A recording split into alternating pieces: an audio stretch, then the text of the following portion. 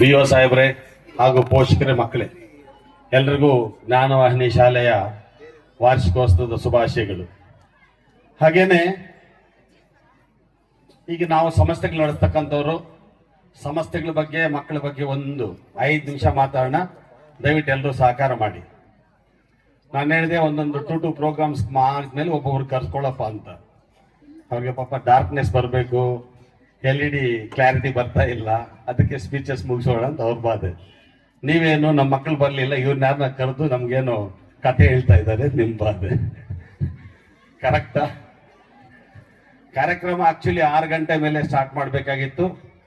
ಕಾರಣ ಏನಂದ್ರೆ ರೆಸಿಡೆನ್ಷಿಯಲ್ ಏರಿಯಾದಲ್ಲಿ ಕಾರ್ಯಕ್ರಮ ಮಾಡೋದ್ರಿಂದ ಮತ್ತೆ 12 ಗಂಟೆ ಆ ಟೈಮ್ ಆದ್ರೆ ಸರೌಂಡಿಂಗ್ ನೈಬರ್ಸ್ ಗಲಾಟೆ ಮಾಡ್ತಾರೆ, ಬೇಗ ಮುಗಿಸ್ಬೇಕು ಕಾರ್ಯಕ್ರಮ ಅನ್ನೋ ಉದ್ದೇಶದಲ್ಲಿ ಅವ್ರು ಪಾಪ 4 ಗಂಟೆ ಕಾರ್ಯಕ್ರಮ ಆಯೋಜನೆ ಮಾಡಿದ್ದಾರೆ ಅಷ್ಟೇ. ಯಾಕಂದ್ರೆ LED ನಲ್ಲಿ ಈಗ ಎಲ್ಲರೂ ಕೂಡ LED ಸ್ಕ್ರೀನ್ ಅಲ್ಲಿ ನೋಡುವಂತ ಹವ್ಯಾಸ ಬಂದ್ಬಿಟ್ಟಿದೆ. ಹಾಗಾಗಿ ಎಲ್ರು ಕ್ಷಮಿಸ್ಬೇಕು. ಯಾಕಂದ್ರೆ ನೀವು ಒಂದೊಂದು 2 ಕಾರ್ಯಕ್ರಮ ಆದ್ಮೇಲೆ ನಮ್ಮಂತವ್ರು ಒಂದೊಂದು 4 ಮಾತು ಹೇಳಿದ್ರೆ ನೀವು ಕೇಳಕ್ ರೆಡಿ ಇರ್ತಿದ್ರಿ. ಈಗ ಕೇಳಕ್ ರೆಡಿ ಇಲ್ಲ, ಆದ್ರೂ ಒಂದು 5 ನಿಮಿಷ ಕೇಳಿಸ್ಕೊಳ್ಳಿ ದಯವಿಟ್ಟು.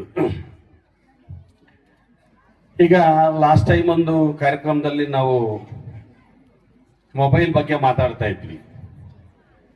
ಎಷ್ಟು ಟೆಕ್ನಾಲಜಿ ಡೆವಲಪ್ ಆಗ್ತಾ ಇದೆ ಅಷ್ಟು ಮಕ್ಕಳು ಅದರಿಂದ ಕಲಿಯೋದು ಎಷ್ಟಿದೆಯೋ ಅದರಿಂದ ಹಾಳಾಗೋದು ಅಷ್ಟಿರತ್ತೆ ಅಂತ. ಈಗ ಪೋಷಕರು ಇರ್ತಕ್ಕಂಥ ಕಾರಣ ಏನಂದ್ರೆ ಮಕ್ಕಳು ಮನೆಗಳಲ್ಲಿ ನಮ್ಮ ಮಾತೇ ಕೇಳ್ತಾ ಇಲ್ಲ ಸಾರ್ ಅಂತ. ನೀವು ತಪ್ಪು ತಿಳ್ಕೊಬೇಡಿ ಯಾರು ಇಲ್ಲಿ. ಯಾರ ಮಾತು ಯಾರು ಕೇಳ್ತಿದ್ದೀರಾ? ಪೋಷಕ ಕರೆಕ್ಟಾಗಿ ಹೇಳಿ. ಗಂಡ ಮಾತು ಹೆಂಡತಿನೂ ಕೇಳಲ್ಲ, ಹೆಂಡತಿ ಮಾತು ಗಂಡನೂ ಕೇಳಲ್ಲ, ಅತ್ತೆ ಮಾವ ಮಾತು ಸೊಸೆ ಕೇಳಲ್ಲ, ಸೊಸೆ ಮಾತು ಅತ್ತೆ ಮಾವ ಕೇಳಲ್ಲ. ನಮ್ಮನ್ನ ಯಾಕೆ ಮಕ್ಕಳು ಫಾಲೋ ಮಾಡಲ್ಲ? ನೀವೇಳಿ, ಕರೆಕ್ಟಾಗಿ ಹೇಳಿ. ಈಗ ಟೆಕ್ನಾಲಜಿ ಬೆಳೀತು, ಟೆಕ್ನಾಲಜಿಯಿಂದ ಮಕ್ಕಳು ಸೀಕ್ರೆಟ್ ಆಗಿ ಮೊಬೈಲ್ ತಗೊಂಡೋಗಿ ಕೆಟ್ಟದ್ದು ಒಳ್ಳೇದು ನೋಡ್ತಿದ್ರು, ಆ ವಿಚಾರ ಆಯಿತು. ಈಗ ಮಕ್ಕಳು ನಮ್ಮ ಮಾತೇ ಕೇಳಲ್ಲ ಸಾರ್, ಓದೋದೇ ಇಲ್ಲ ಸಾರ್ ಅಂದ್ರೆ ಪೇಷನ್ಸಿ ನಮ್ಗಿರ್ಬೇಕಲ್ಲ. ಪ್ರತಿಯೊಂದು ಆಚೆ ಕಡೆ ಇರೋ ಪ್ರಾಬ್ಲಮ್ಸ್ ಎಲ್ಲ ತಕೊಂಬಂದು ಗಂಡ ಮೇಲೆ ಹಾಕ್ಬಿಡ್ತೀರಾ, ಇಲ್ಲ ಗಂಡ ಆಚೆ ಕಡೆ ಎಲ್ಲ ಪ್ರಾಬ್ಲಮ್ ತಗೊಂಬಂದು ಹೆಂಡತಿ ಮೇಲೆ ಹಾಕ್ತಾರೆ. ನಿಮ್ಮಿಬ್ಬರಿಬ್ಬರು ಕಚ್ಚಾಟ ನೋಡಿದ್ರೆ ಮಕ್ಳು ಏನ್ ಮಾಡ್ತಾರೆ? ಅವ್ರಿಗೂ ಪೇಷನ್ಸಿ ಇರೋದಿಲ್ಲ. ನಿಮ್ಗೆ ಯಾವಾಗ ಪೇಷನ್ಸಿ ಇರಲ್ಲ, ಮಕ್ಕಳಿಗೂ ಪೇಷನ್ಸಿ ಇರಲ್ಲ. ನಿಮ್ಮನ್ನು ಫಾಲೋ ಮಾಡಲ್ಲೇನೋ ಅವರು. ನೀವು ಸೀರಿಯಲ್ ನೋಡಿದ್ರೆ ಅವ್ರು ಸೀರಿಯಲ್ ಫಾಲೋ ಮಾಡ್ತಾರೆ, ನೀವು ಗಲಾಟೆ ಮಾಡ್ಕೊಂಡ್ರೆ ಗಲಾಟೆ ಫಾಲೋ ಮಾಡ್ಕೊಂತಾರೆ, ನೀವು ಅನ್ಯೋನ್ಯವಾಗಿದ್ರೆ ಅನ್ಯೋನ್ಯವಾಗಿ ಫಾಲೋ ಮಾಡ್ಕೊಂತೀರಾ. ಮೊದಲೆಲ್ಲ ಪರ್ಸನಲ್ ಒಂದು ಬೆಡ್ರೂಮ್ ಅಲ್ಲ ಒಂದು ಹಾಲ್ವರೆಗೂ ಇತ್ತು. ಈಗ ಗಂಡ ಹೆಂಡತಿ ಮಾತಾಡ್ಬಿಡದ ಒಂದು ಊರು ಕೇಳಿಸ್ತಲ್ಲ, ಹಂಗೆ ಮಾತಾಡ್ತಾ ಇರ್ತೀರ ನೀವು. ಏನ್ ಮಾಡಕ್ಕಾಗ್ತದ?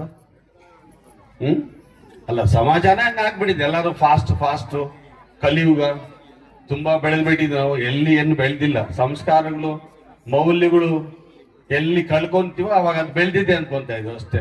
ಸಂಸ್ಕಾರಗಳು ಮೌಲ್ಯಗಳು ಇಟ್ಕೊಂಡ್ರೆ ನಾವು ಬೆಳೆದಂಗ್ ಲೆಕ್ಕ. ನಮ್ಮ ಭಾರತೀಯ ಸಂಸ್ಕೃತದಲ್ಲಿ ಸಂಸ್ಕಾರಗಳು, ಮೌಲ್ಯಗಳು ತುಂಬಾ ಮುಖ್ಯವಾದದ್ದು. ಬರೀ ಶಿಕ್ಷಣ ಕೊಟ್ಟರೆ ಸಾಲದು.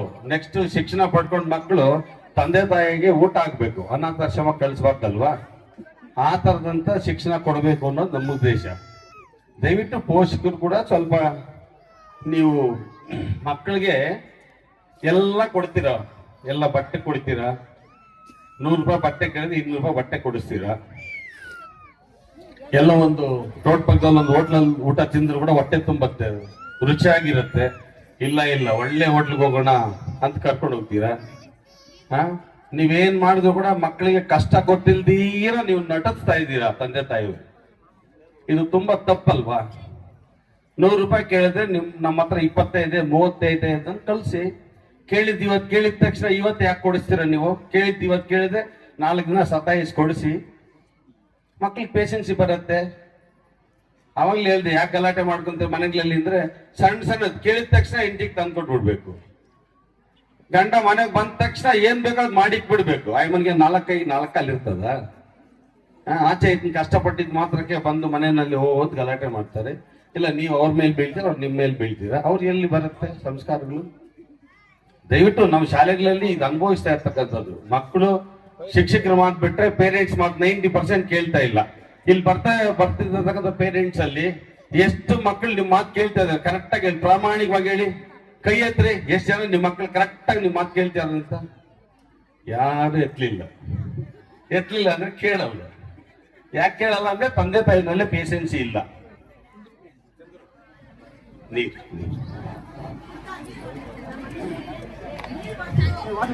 ದಯವಿಟ್ಟು ಮಕ್ಕಳನ್ನ ಶಾಲೆಗಳ ಮೇಲೆ ನೀವೆಷ್ಟು ಅವಲಂಬಿಸ್ತಾ ಇದ್ದೀರಾ, ಪೋಷಕರ ಮೇಲೆ ಕೂಡ ಮಕ್ಕಳು ಅಷ್ಟೇ ಅವಲಂಬಿಸ್ತಾರೆ.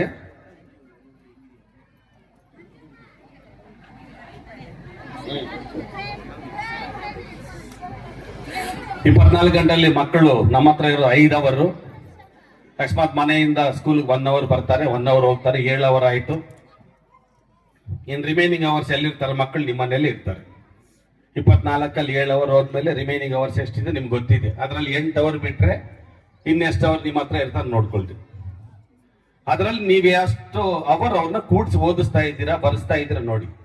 ಒಂದ್ ಕಾಲಕ್ಕಿತ್ತು ಜಸ್ಟ್ ಪಾಸ್ ಆದ್ರೆ SLC ನಲ್ಲಿ ಸಾಕು, PUC ಪಾಸ್ ಆದ್ರೆ ಸಾಕು, ಡಿಗ್ರಿಲಿ ಪಾಸ್ ಆದ್ರೆ ಸಾಕು ಅಂತ. ಈಗ 0.1%, 2% ಕೂಡ ತುಂಬಾ ಇಂಪಾರ್ಟೆಂಟ್ ಇದೆ. ಕಾಂಪಿಟೇಷನ್ಸ್ ಹಂಗಿದೆ. ನಿಮ್ಗೆ ಎಜುಕೇಶನ್ ನಲ್ಲಿ ಮಲ್ಟಿ ಆಪ್ಷನ್ಸ್ ಇದೆ, ಜಾಬ್ಸ್ ಅಲ್ಲಿ ಮಲ್ಟಿ ಆಪ್ಷನ್ಸ್ ಇದೆ.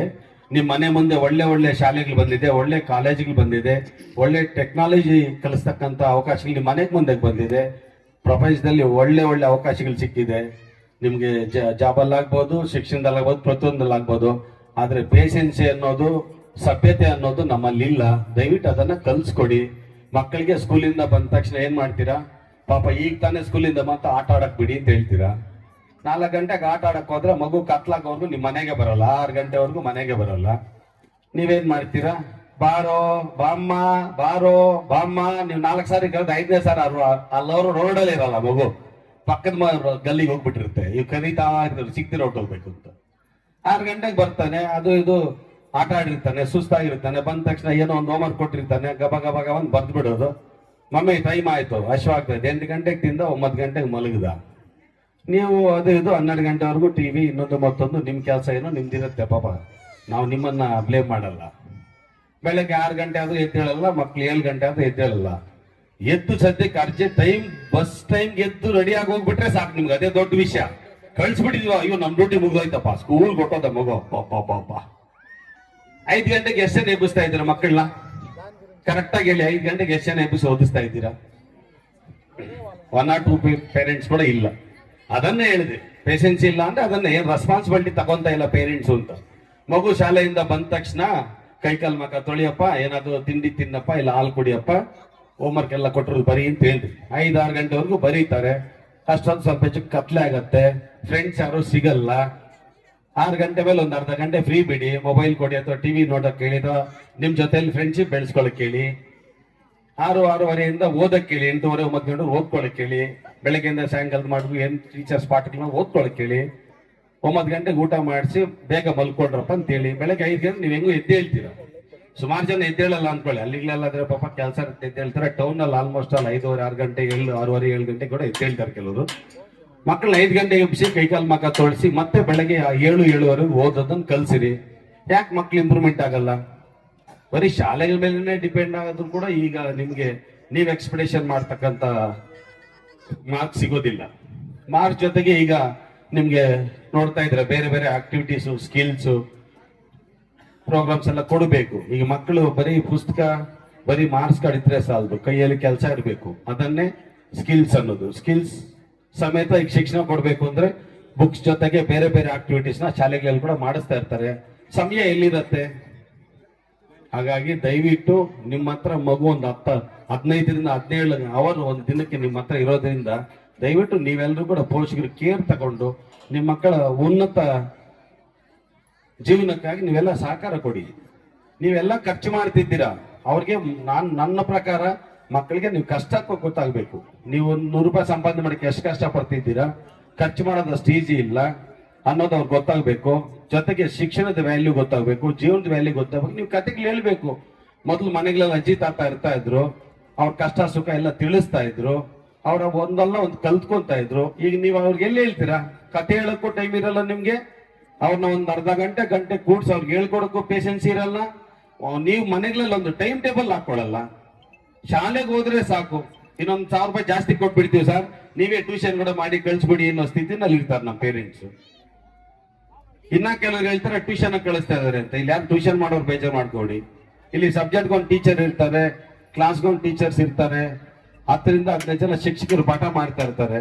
ಟ್ಯೂಷನ್ ನಲ್ಲಿ 5ನೇ ಕ್ಲಾಸ್ ಒಂದು 3 ಮಕ್ಕಳು, 7ನೇ ಕ್ಲಾಸ್ ಒಂದು 2, LKG ಒಂದು 3, 10th ಅವ್ರು 4 1 ಅವರಲ್ಲಿ ಆ ಟೀಚರ್ ಏನ್ ಮಾಡ್ತಾರೆ ಹೇಳಿ? ನೀವು ಟ್ಯೂಷನ್ಸ್ ಮೇಲೆ ಅಥವಾ ಶಾಲೆ ಮೇಲೆ ಡಿಪೆಂಡ್ ಆದ್ರೆ ನಿಮ್ಮ ಮಕ್ಕಳು ನೀವು ಎಕ್ಸ್ಪೆಕ್ಟೇಷನ್ ಮಾಡಿದಷ್ಟು ಗೋಲ್ ರೀಚ್ ಆಗಕ್ಕಾಗಲ್ಲ. ದಯವಿಟ್ಟು ಪೋಷಕರೇ, ನೀವು ಖರ್ಚು ಮಾಡ್ತಾ ಇದ್ದೀರಾ, ಎಷ್ಟು ಬೇಕಾದ್ರೂ ಕಟ್ತೀವಿ ಅಂತ ಹೇಳ್ತೀರಾ, ಆದ್ರೆ ನಿಮ್ ಕಡೆಯಿಂದ ಸಹಕಾರ ಇಲ್ದಿರ ಬರೀ ಶಾಲೆಗಳ ಮೇಲೆ ಡಿಪೆಂಡ್ ಆದ್ರೆ ಕಷ್ಟ ಆಗತ್ತೆ. ದಯವಿಟ್ಟು ಆಸ್ ಎ ನಾವು ಮ್ಯಾನೇಜ್ಮೆಂಟ್ ಆಗಿ ನಿಮ್ಮ ಹತ್ರ ರಿಕ್ವೆಸ್ಟ್ ಮಾಡ್ತಿದ್ದೀವಿ ಅಷ್ಟೇ. It is not order, only request. ಯಾಕಂದ್ರೆ ಪ್ರತಿಯೊಂದು ಮಗು ಕೂಡ ನಮ್ಮ ಮಕ್ಕಳೇ. ಈ ಪ್ರಪಂಚದಲ್ಲಿ ಈ ಭೂಮಿ ಮೇಲೆ ನಮ್ಮ ಶಾಲೆಗೆ ಬರ್ತಕ್ಕಂಥ ಮಕ್ಕಳೆಲ್ಲ ನಮ್ಮ ಮಕ್ಕಳೇ ಅಂತ ಭಾವಿಸುವಂತ ಏಕೈಕ ಜೀವಿ ನಮ್ಮ ಶಿಕ್ಷಕರು, ನಮ್ಮ ಮ್ಯಾನೇಜ್ಮೆಂಟ್ ಅವರು. ಯಾರು ಕೂಡ ಬೇರೆ ಮಕ್ಕಳನ್ನ ನಮ್ಮ ಮಕ್ಕಳು ಅಂತ ಇಷ್ಟಪಡಲ್ಲ.